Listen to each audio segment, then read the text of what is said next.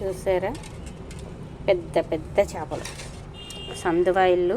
ఇవి సీదలు అంటారండి. నేను క్లీన్ చేస్తాను, దీని పొలుసు అంతా క్లీనింగ్ అయిపోయింది. ఎందుకంటే కాస్త అర్జెంటుగా చేపలు చేయాల్సి వచ్చింది, అందుకనే ముందు వీడియో చేయలేదు. చూడండి, చాలా చేసేసాను ఈ పాటికే. అవన్నీ కూడా పవన్ కళ్యాణ్ గారికి ఫ్రైకి వెళ్ళిపోయాయండి. ఈరోజు ఆయన వచ్చారు కదా, ఆయనకి మా బ్రదర్ పట్టుకెళ్తున్నారు. ఇవి ఒక 10 వరకు అక్కడ పట్టిపోయి ఒక 2 మాకు ఇంట్లోకి ఉంచాడు.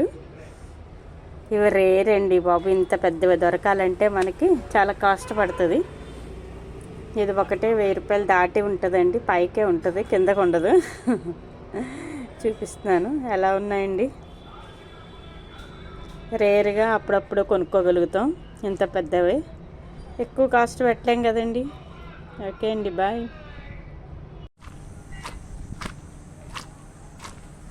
కరెంట్ లేకపోతే చేస్తూ ఎక్సర్సైజ్. మనం సీత కూర చేస్తున్నాం. ఇప్పుడు చూడండి, చేపను చేసేసి క్లీన్ చేసి తెచ్చేసాను. దీని కరెంట్ లేదు కదండి, చేతితో మసాలా రుబ్బాను కదా, ఆ మసాలా శుభ్రంగా వేపేసాను అన్నమాట. మసాలా అంటే ఉల్లిపాయ పేస్ట్, అల్లం వెల్లుల్లి, గరం మసాలా పౌడర్, కారం, ఇవన్నీ కలిపి బాగా వేపాను అన్నమాట. ముక్కల్ని మసాలాలో కాస్త వేగనిస్తే బాగుంటుంది. ఫస్ట్ గరిటతో కలిపినా పర్లేదు, తర్వాత కలపకూడదు గరిటతో. ముక్కలు మసాలాలో కాస్త వేగితే కూర టేస్ట్ చాలా చాలా చాలా బాగుంటుంది. నీళ్ళు తక్కువగా వేసుకోవాలండి, ఎక్కువ వేస్తే టేస్ట్ బాగోదు.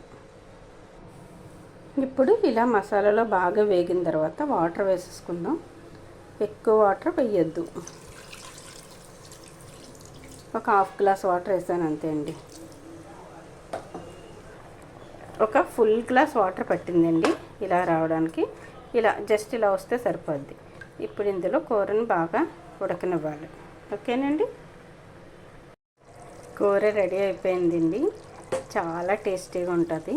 ఇది ఇగురు చేసుకోవాలంటే ఇగురు కర్రీ, ఇది పులుసు కాదు. చాలా చాలా టేస్టీగా ఉంటుంది, చాలా కాస్ట్లీ కర్రీ. ఆ ఒక్క ఫిష్ 1200-1300 ఉందట అండి దగ్గరగా. ఓకే అండి, బాయ్. నా ఛానల్ నచ్చినట్టయితే సబ్స్క్రైబ్ చేసుకోండి, లైక్ చేయండి, షేర్ చేయండి, కామెంట్ చేయండి. ఓకే అండి, బాయ్.